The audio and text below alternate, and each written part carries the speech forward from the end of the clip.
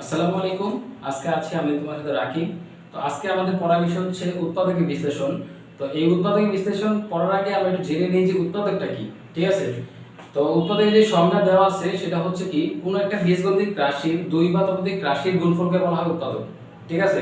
তো এই কথাটা কি বলেছে দেখো, যে এখানে যদি আমরা বলি এই 12, ঠিক আছে? এটা একটা বীজগণিত রাশি। তো এই রাশিটাকে আমরা দুইটা বীজগণিত রাশি দ্বারা পাই না, দেখো তো গুণফল পাই না 1 * 12। দেখো দুইটা বীজগণিত, 1 একটা কি বীজগণিত রাশি, এটাও একটা রাশি। তো এই রাশি রাশি গুণ করলে কি 12 পাইতেছি না? আবার পাইতেছি কি 3 * 4 পাইতেছি, 3 × 4 = 12। দেন আবার পাইতেছি কি কত 2 * 6 পাইতেছি। ঠিক আছে? আবার পাইতেছি কি 2 * 3 * 2 পাইতেছি না?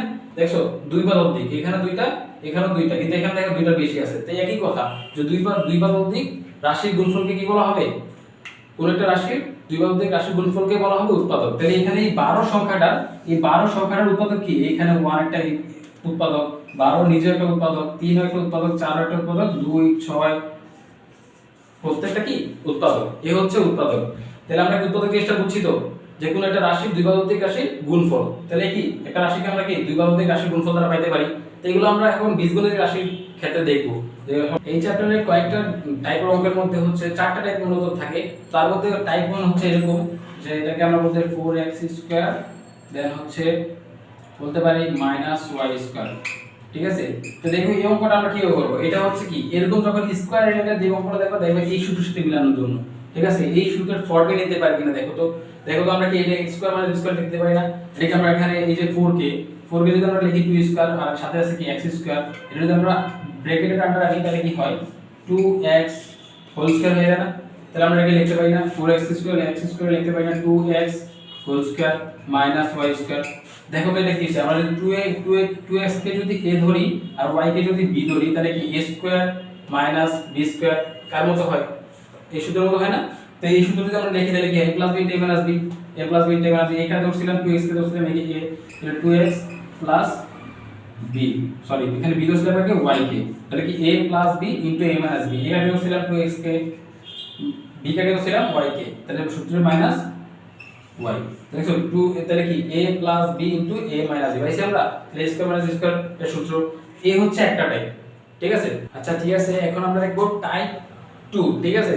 তৃতীয় নম্বর অঙ্ক এরকম টাইপের একটা অঙ্ক পাবা যেটা নাকি এই ফর্মের সাথে মিলে যায়। ঠিক আছে? a³ + b³ ফর্মের সাথে মিলে। তো এটার জন্য আমরা প্রথমে এটা কি করতে হবে দেখো, অঙ্কটা দিকে তাকালে কি মনে হয় এখানে, যে এখানে আছে 8a⁴ + 2 * 7ab³। এখানে একটা a বাড়তি আছে, এখানে একটা a বাড়তি আছে। তাহলে প্রথমে আমরা কি করতে হবে এই জায়গায় এটা কমন নিয়ে নিই। ঠিক আছে? এই কমন নিলে এখানে থাকে কি 8a³ থাকে, একটা নিয়ে আসছি সামনে। দেন আবার এখানে থাকে কি 27b³ থাকে না এরকম। দেন এটাকে যদি এই ফর্মে নিতে চাই তাহলে কি a³ + b³ এরকম আনতে হবে। তাহলে আমরা দেখো তো এটার জন্য আমরা কি করতে পারি, 8a³ কে আমরা এরকম লিখতে পারি না, 8a³ কে লিখতে পারি না 2a³ লিখতে পারি না? কি হবে? কারণ কি আমরা 2 কে লিখে 8 কে লিখতে পারি কি, এটা কিভাবে লিখি, এটা লিখি যে 8 কে লিখতে পারি 2³ আর a³ তো আছেই। ঠিক আছে? তাহলে দুইটাকে যদি আমরা ব্র্যাকেটের আন্ডারে নিই তাহলে কি হয় 2a³। ঠিক আছে? এরকম লিখতে পারি। তাহলে আমরা কি a³ রাখলাম, a রাখলাম, দেন হচ্ছে 2a³ এটাকে রাখলাম, দেন প্লাসের প্লাস 27 এটাকে আমরা লিখতে পারি 27b³ লিখতে পারি কি 3b³।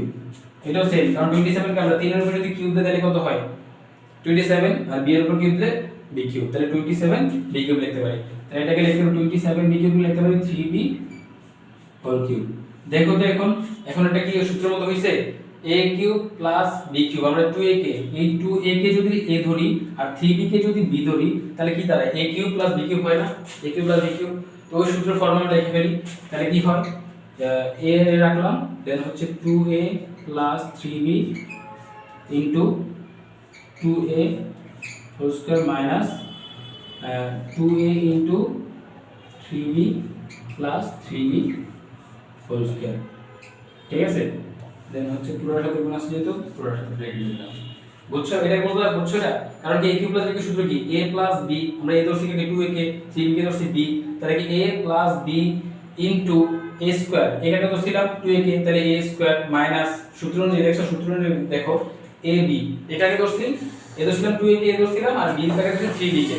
ঠিক আছে? তাহলে কি আর তাহলে প্লাস সূত্রের প্লাসে প্লাস লিখলাম, আর b কাকে বলছিলাম 3b কে, তাহলে b স্কয়ার। ঠিক আছে, তাহলে আমরা সূত্রের ফর্মে নিতে পারি না?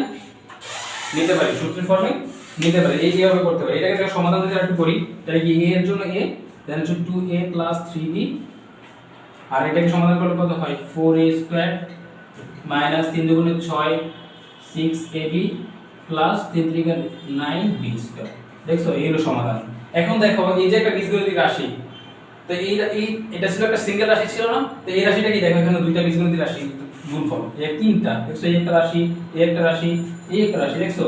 তাহলে কি একবার বলছিলাম না যে উৎপাদককে বলে যে কোন একটা বীজগণিত রাশির দুই পদার্থিক রাশির গুণফল, তাহলে এখানে দেখছো এই একটা রাশি এই একটা রাশি, এই দুটো যদি আমরা গুণ করি, এটা এই তিনটা সরি এটা যদি গুণ করি তাহলে কি হয় এটা পাবো। ঠিক আছে, এটা হচ্ছে কথা।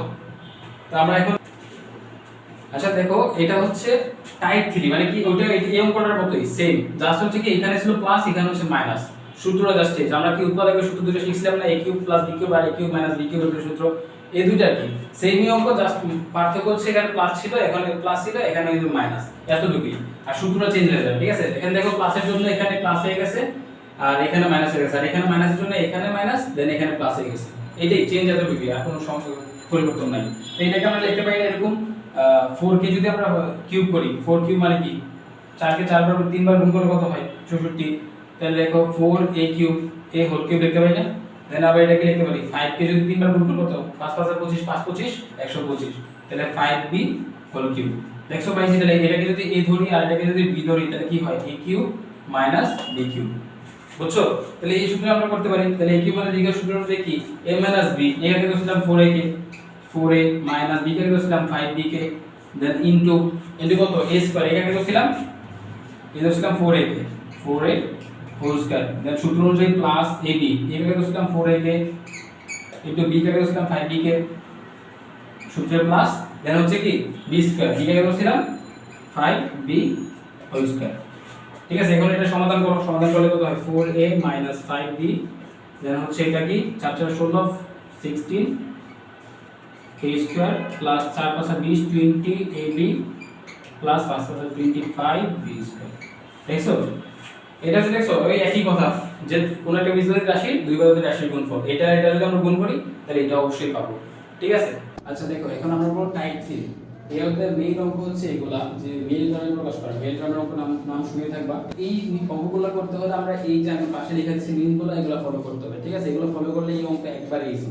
অনেকের কাছে প্রথম অনেক কঠিন লাগে অঙ্কগুলো, ঠিক আছে, অনেকের কাছে লাগে, যে করতে গেলে দেখবে আমার কাছে লাগছিল প্রথম, কিন্তু এগুলো করলে হয় কি তুমি বারবার যখন প্র্যাকটিস করবে বা একটা অঙ্ক করলে দেখবে এই অঙ্ক একবার ইজি, একবার ইজি। তাহলে দেখো প্রথম নিয়ম হচ্ছে কি প্রথম ও তৃতীয় পদের গুণ, এখানে আমি প্রথম লিখে দিয়েছি, এটা হচ্ছে প্রথম পদ, এটা হচ্ছে দ্বিতীয় পদ, এটা হচ্ছে কি তৃতীয় পদ। তাহলে আমরা প্রথম আর তৃতীয় গুণ করব না, তাহলে x স্কয়ার আর এখানে আছে x স্কয়ার, এখানে আছে 40, এটা গুণ করলে কি হয় প্লাস এর 40 x স্কয়ার। ঠিক আছে, এটা হচ্ছে প্রথম নিয়ম। দেন হচ্ছে কি তারপর হচ্ছে দ্বিতীয় পদকে যোগ অথবা বিয়োগের সম্পর্কে রেখে সেকেন্ড পদকে এমন ভাবে ভাঙতে হবে যাদের গুণ করলে গুণফল প্রথম ও তৃতীয় পদের গুণফলের সমান হবে, এবং যোগ অথবা বিয়োগ করলে আবার দ্বিতীয় পদকে পাওয়া যাবে। এটা কইছি, অনেকের মাথা দিয়ে গেছে, উপর দিয়ে নিচে দিয়ে সব দিয়ে গেছে, তো মাথায় ঢোকে নাই। তাহলে এটা দেখো, এটা হচ্ছে বলছে যে মাঝখানে দ্বিতীয় পদ কোনটা আছে, এটা না, এটাকে এমন ভাবে ভাঙতে হবে, মনে করো এটাকে দুইটা পদে রেখা, ঠিক আছে, যে দুইটা পদে রেখা এমন ভাবে ভাঙতে হবে যাদেরকে গুণ করলে আমরা এটা পাই। ঠিক আছে, এইটা পাই, বলেছি কি প্রথম আর তৃতীয় পদের গুণফলের সমান, তাহলে প্রথম আর তৃতীয় পদের গুণফল এটা না, তাহলে এটাকে এমন ভাঙতে হবে যেটাকে গুণ করলে এটা পাই, আবার যোগ অথবা বিয়োগ করলে, ঠিক আছে, যোগ অথবা বিয়োগ করলে আমরা মাঝখানটাই পাবো। ঠিক আছে, তাহলে দেখো এখানে আমরা কি 14 আছে কত 14x, সেটাই কিভাবে ভাঙা যায় যে 40 পাওয়া যায়। দেখো তো 14 কি 14 মধ্যে কি কি আছে যেটাকে ভাঙলে আমরা 40 পাবো। দেখো তো এটাকে আছে না 10 যোগ 4 1440, দেখছো 4 আর 10 এর গুণ করলে কত হয় 40 হয় না, তাহলে এটাকে যদি আমরা গুণের সূত্রে এখানে বসাই দিই তাহলে 40 হয়ে যায়। ঠিক আছে, আবার দেখো যদি আমরা যোগ অথবা বিয়োগ বলছ না, তাহলে যোগ করে দিলে আমরা কি পাই 14 পাই যায় না, দেখছো, তাহলে এইটার এটা গুণ করলে পাই যায় 40, সাথে একটা x লাগাই দিলে দেখবে x স্কয়ার ইজিলি আসবে। দেখো তাহলে এভাবে যদি লিখি আমরা 10x 4x, ঠিক আছে, দেখো এখানে 10টা x, এখানে 4টা, মোট কয়টা 14টা, দেখছো এটাকে এমন ভাবে ভাঙছি। দেন আবার দেখো এখানে এইটা আর এটা গুণ করলে কত হয় 10 এর আর 4 গুণ করলে 40, x x গুণ করলে x স্কয়ার প্লাস এর x স্কয়ার। দেখো এইটা থেকে সমান পাইছি আমরা, দেখছো এরকম ভাবে করতে হবে। ঠিক আছে। মূলত এরকম ভাবেই করতে হবে, কয়েকটা অঙ্ক দেখাইলে বুঝবা। তাহলে দেখো এটা আমরা এভাবে করতে পারি। তাহলে আমরা লিখতে পারি না এটা যে x স্কয়ার প্লাস আর কত লিখছেন 14 কে 10x প্লাস 4x আর 40 এর 40 এখানে, ঠিক আছে। দেখো এটা আবার যদি যোগ করি, এখানে যোগের আছে, যোগ করতে হবে দুইটাই প্লাস আছে, এটাও প্লাস এটাও প্লাস, তাহলে যোগ করতে হবে। তাহলে এখানে 10টা x আছে, এখানে 4টা আছে, মোট কয়টা 14টা। দেখছো মিলা যায়। এখন হচ্ছে কি, এখন হচ্ছে এই দুইটা আর এই দুইটার মধ্যে কমন। আমি বলছি কি পর পর দুইবার কমন নিতে, তাহলে আমরা একবার একটা কমন নেই, পরের লাইনে আরেকবার কমন নিব, ঠিক আছে। তাহলে দেখো এখানে যদি কমন নেই কি কি আছে, এইখানে x এর মধ্যে কি আছে, x x আছে, আবার 10x এর মধ্যে কি আছে 10 x আছে। দেখো তাহলে কমন কি জিনিস, দেখো এখানে একটা x আছে, এখানে একটা x আছে, দুইটা সেম না, তাহলে আমরা x কমন নিতে পারি। x কমন নিলে এখান থেকে x কমন নিয়েছে, বাকি আছে কোনটা x। দেন আবার এখান থেকে এক্সট্রা চলে গেছে না, যে এখান থেকে x চলে গেছে, বাকি আছে কোনটা প্লাসের 10 বাকি আছে না, তাহলে প্লাসের 10 বসাই দিব, ঠিক আছে। তাহলে প্লাসের 10 দিলাম।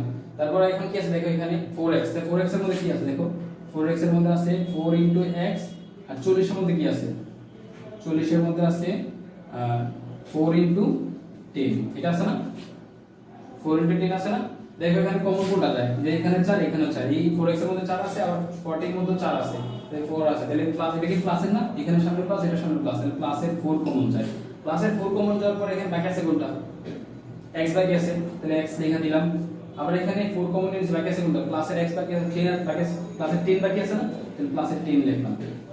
দেখছো হয়ে গেছে। তাহলে একবার কমন নিলাম, বলছি কি দুইবার পর পর কমন নিতে হবে, তাহলে একবার কমন নিলাম, দেখো আরেকবার কমন যায়, এখানে x 10 আছে, এখানে একবার x 10 আছে, তাহলে আমরা যদি x 10 কমন নেই, কমন নেওয়ার পর এখানে x 10 কমন আছে, বাকি আছে কোনটা x বসাইলাম, এখানে x 10 কমন নিয়ে চলে আসছি, বাকি আছে কোনটা প্লাসের 4। এই হচ্ছে आंसर। দেখো ইজি না, এই হচ্ছে মিল টার্ম, ঠিক আছে। আমরা কয়েকটা অঙ্ক করি, বলে দেখো ইজি হয়ে যাবে। এই হচ্ছে মিল টার্মের নিয়ম। আচ্ছা ঠিক আছে, দেখো এখানে আরেকটা অঙ্ক দেখো, এই অঙ্কটা যদি আমরা মিল টার্ম করতে যাই না, তাহলে কি করতে হবে, এটা যদি করে দিই তাহলে অনেকটা মাথায় চলে আসবে। দেখো প্রথম কাজ হচ্ছে প্রথম আর দ্বিতীয়টা গুণ, তাহলে প্রথমে আছে x স্কয়ার আর পরে আছে কি -120, তাহলে এটা গুণ করলে কত হয় -120 x স্কয়ার, এটা গুণ করলে এটা পাই। দেন হচ্ছে মাঝখানে কি আছে, মাঝখানে আছে 7 প্লাস 7x, ঠিক আছে।